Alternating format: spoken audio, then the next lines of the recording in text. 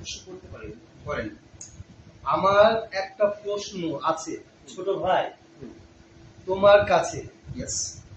যারা শিয়া তারা কেন বলে আলীর সাথে নবীজির প্রিয় তিনজন চূড়ান্ত সাহাবী দ্বন্দ্ব ছিল, এটা কতটুকু সত্য?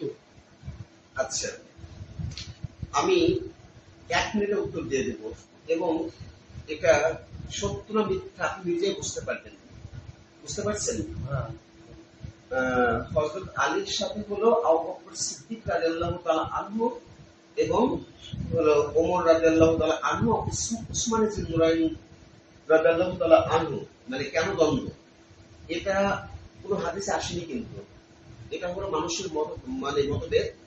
তো মোটামুটি হযরত আলীর সন্তান ছিল মোট হলো 33 জন, কিন্তু সহিহ হাদিসে এসে হলো ইমাম হাসান ইমাম হুসাইন। বুঝতে পারছেন? কিন্তু তার আরো হাদিসে আসছে মোট হলো 33 জন, তার মধ্যে পুরুষ সদস্য হলো 14 জন। এই পুরুষ সদস্যের নামগুলো একটু মন দিয়ে শোনেন আপনি। প্রথমে হলো হাসান ইবনে আলী, হুসাইন ইবনে আলী, মোহাম্মদ ইবনুল হানাফিয়া ইবনে আলী, আবু বকর ইবনে আলী, উসমান ইবনে আলী, ওমর ইবনে আলী, মোহাম্মদ আসগর ইবনে আলী, মোহাম্মদ আল আকবর ইবনে আলী, আব্দুল্লাহ ইবনে আলী, মুসা ইবনে আলী, জাফর ইবনে আলী এবং আলী ইবনে আলী। তাহলে যদি আবু বকর এবং ওমর এবং উসমান এদের সাথে যদি দ্বন্দ্ব হতো, তাহলে কি কখনোই তার সন্তানদের নাম ওমর, উসমান এবং আবু বকর রাখতো? উত্তর দেন, আপনি বলেন, কখন রাখতো? তার উত্তর কি পাইছেন আপনি? অবশ্যই। আচ্ছা, আর আপনারা আরেকটা প্রশ্ন করছিলেন, আমার কি প্রশ্ন, যে রাসূলের দাফন কেন 3 দিন পরে হয়েছিল? রাসূলের মোট সাহাবী ছিল হলো 5 লক্ষ, 6 লক্ষ সাহাবী পুরুষ সদস্য, 6 লক্ষ মহিলা, তাহলে কত হচ্ছে? প্রায় 3 লক্ষ কাছাকাছি। আর বাচ্চা ছিল প্রায় 2 লক্ষ।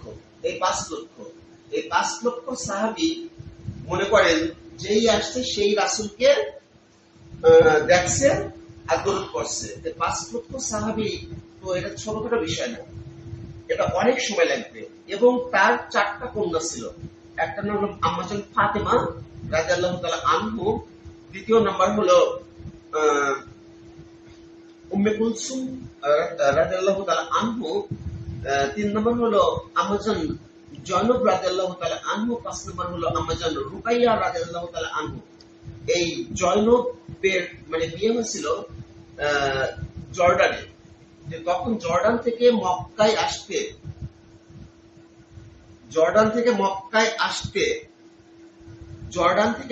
আসতে মোটামুটি সময় লাগতো হলো, তখন তো আমার প্রাইভেট কার ছিল না, তখন উঠে আসতো। এই উঠে যে শাওয়ার করতো তারা। তার রুকাইয়া রাদিয়াল্লাহু তাআলা আনহু বিয়ে হয়েছিল ইয়ামেন থেকে তারা উঠে আসছে। উঠে আসতে 3 দিন তো লাগবেই, কিন্তু আমাদের অনেক শিয়া ভাই যারা আছে আর কি, তারা এমনিতেই এই 3 জন সাহাবী কোরআনের নাসরে কাতরে দ্বারা কেউ যদি আবু বকর সিদ্দিক রাদিয়াল্লাহু তাআলা আনহুকে সাহাবী মানতে অস্বীকৃতি জানায়, সে কাফের হয়ে যাবে। কারণ সূরা তওবা আয়াত নম্বর 40 পৃথিবীতে কোন সাহাবীকে কোরআনের সাহাবী বলা হয়নি, একমাত্র আবু বকর সিদ্দিক রাদিয়াল্লাহু তাআলা আনহুর নাম আছে। এটা হলো সূরা তওবা আয়াত নম্বর 40। তাই রাসূল বলছেন যে আমার সাহাবী আকাশের তারকা সমতুল্য, তোমরা আমার সাহাবীকে গালি দিও না, যদি কেউ গালি দাও তাহলে সে গালিটা আমাকে দেওয়া হয়।